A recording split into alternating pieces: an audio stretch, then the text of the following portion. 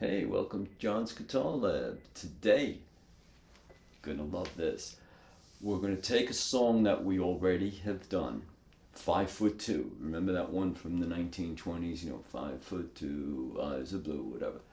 Okay, we're gonna do it with a combination of bar chords and seventh chords, what we call dominant seventh chords, where you got to change from the bar and do a different fingering and then go back to the bar and do a different fingering and go back to the bar. All right, let's just jump into this right away. We remember, hopefully, that we did this tune with the, this way.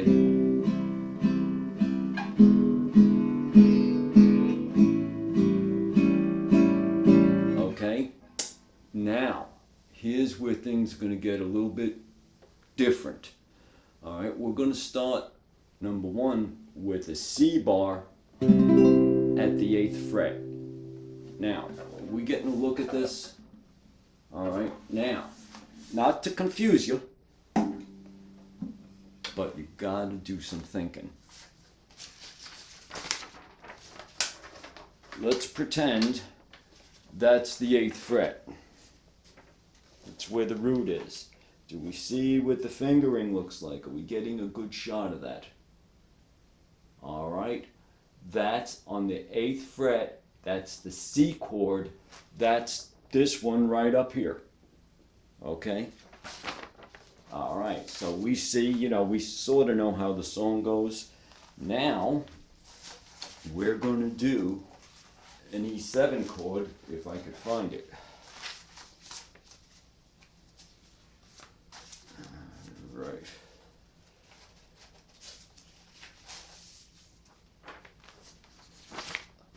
Let's take a look at that. All right, we're getting a good picture of that. Let me show you how it works. 7th bar. All right. 3rd finger is on the 4th string, 9th fret. Pinky is on the 2nd finger, 2nd string, 9th fret. Okay, you see what's happening?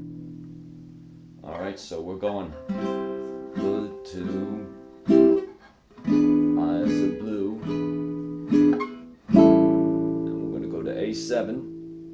All right, with the bar. Now notice, well, let me finish with the E7. Little different form. What we're looking for, okay? You see sort of a minimum movement. Okay, we have bar to bar. All right, C to E7. Then we're going to go to the A7. Okay, we remember this, that the A7, we're not using the pinky. We're lifting the pinky because we're playing rhythm guitar, so we don't really need that note. We have the 7th in here already. All right. Now, after the A7, and I'm jumping through this because you should know it, we're going to do the D7. Look what happens. All of a sudden now, I'm not barring the chord anymore. This is a D7 chord. Let me show you. I know we learned that same form as a C7. All right.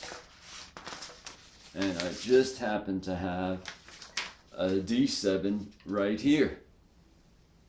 Okay. In this case, the root is on the 2nd string. Okay. And you see the fingering? X means do not play that string. Hopefully we know that. Oh, look who I found, just in case. A7. All right, remember what I said about the only the two, and the high string here, you don't have to play that if you don't want to. That's fine. As long as you get this one, this one, this one, and this one in, we're in really good shape. All right.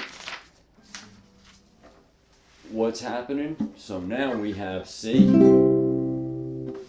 E7,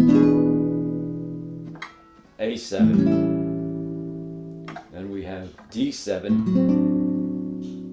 Okay, and then G7. Now G7 is the same thing as the A7, but where am I? I went down to the 3rd fret, but the fingering is identical. The whole point of this exercise, or this song, using the same song, number one, if you've done it before, which I hope everyone has, you're going to know the tune. It's a lot easier to learn different fingerings or new fingerings using something that you're familiar with. All right? E7, A7, D7, G7. Again, you don't have to play the high string, the E string. You could just play.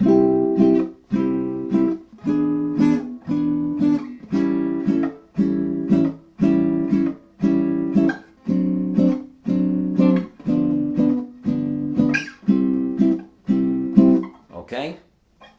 Up here, I just, in case you lost it, I just left the 5'2", the C, 4 beats, E7, 4 beats, A7, 4 beats. What does this mean? Repeat the previous measure. 4 beats, D7, 4 beats, G7, 4 beats, C. Repeat the measure.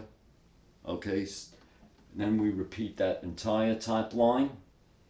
Then we go into the middle part, which is E7, 8 beats, right? Repeat.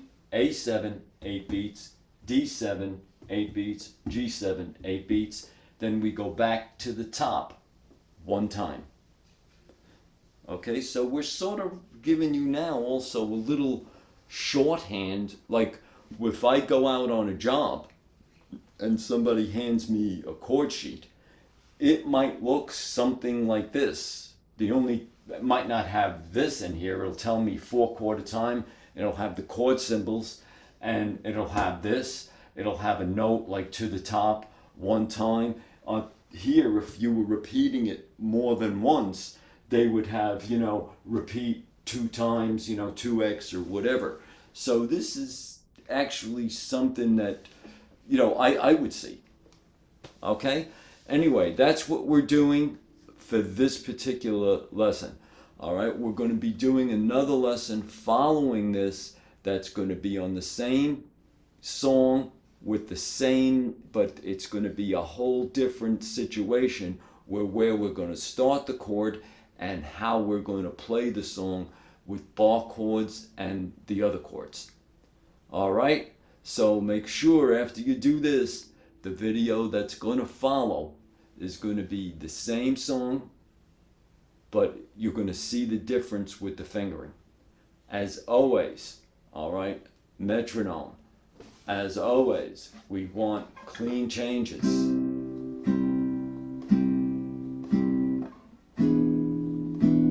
All right, not easy, okay, but this is the real deal. Using some of these old songs, by the way, for those that are curious, saying, hey John, I know you did Moon Dance, you did this and that. With the older songs, they lend themselves a lot more to different chord changes coming at you faster. All right, so it's a tool. Please think of it that way.